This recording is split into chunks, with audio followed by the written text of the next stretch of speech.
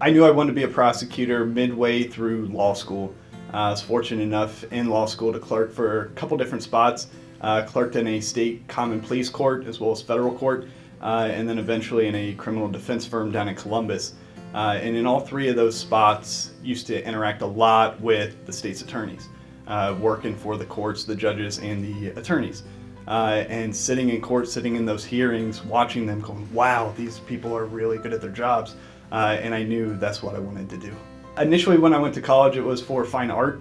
Love to draw, still draw all the time, still doodle all the time. But I knew from a pretty early stage that that's not what I wanted to do professionally. And I was always drawn to reading, writing, orating, and figured law school was for me.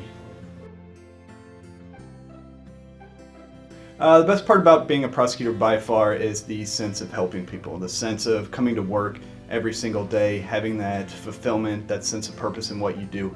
It's not just a mercenary type job, 9 to 5, punching the clock.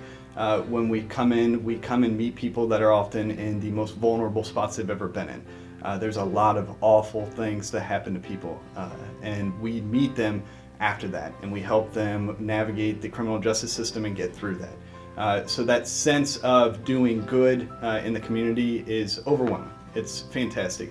I also love being in court, and I think everyone in the office would agree, we are here because we're trial attorneys, point blank. And trial is fun. It's exhilarating, it's stressful, it's hard work, but when you're doing it, there's nothing like it. The most difficult thing about being a prosecutor is not getting the results that you want to see happen. We get a case, we investigate a case, we take it to grand jury where a group of people decides, hey, there's charges here, we can press charges or not. Most of the time we can proceed through, but ultimately we have to be able to prove beyond a reasonable doubt that a crime has been committed. And sometimes we meet folks who terrible things have happened to them, but we can't quite get to that threshold, whether there's a lack of evidence, recanting witnesses that are in the wind, or sometimes our investigations take us to a place where we determine that a crime may have happened, but we just can't prove it, or sometimes even that a crime didn't happen. And that's our role in the prosecutor's office is justice, and sometimes justice isn't able to get a victim necessarily what they want at the end of the day. By and large, the cases that have impacted me the most are involving children. There's unfortunately, a lot of child sex cases out there.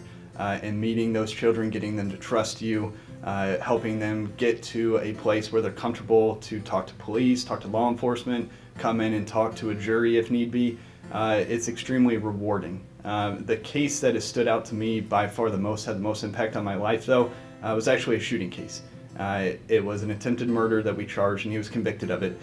He was a gentleman who stalked his ex-wife for a few days, got drunk, waited outside of her house, and in the morning when she was leaving to work, approached her car door, knocked on the door, and when she looked up, he had a gun in her face and he shot her 3 times. He shot her through the neck and through the chest twice, and left her for dead.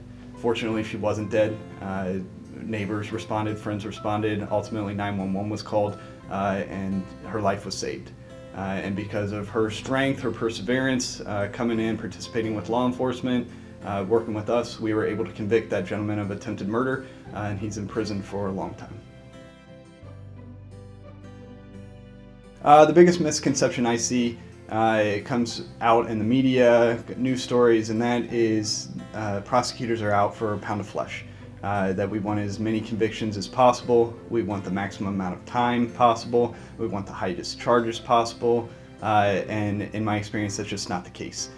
Here we review cases on a case-by-case basis, and we try to get justice in every single case. Sometimes that is a conviction for a high charge, sometimes that is putting people in different programs. There's all sorts of programs available here in Summit County. We have here in the prosecutor's office, we have the prosecutor's diversion program, which is an excellent way to avoid a felony conviction. There's a court program just like that called intervention in lieu of conviction. We do our best to get folks the help they need. Sometimes we send them to specialty dockets like drugs, or valor court, mental health court, and that's what we do day to day. We're not looking to just throw people in prison. We are looking for justice and helping people.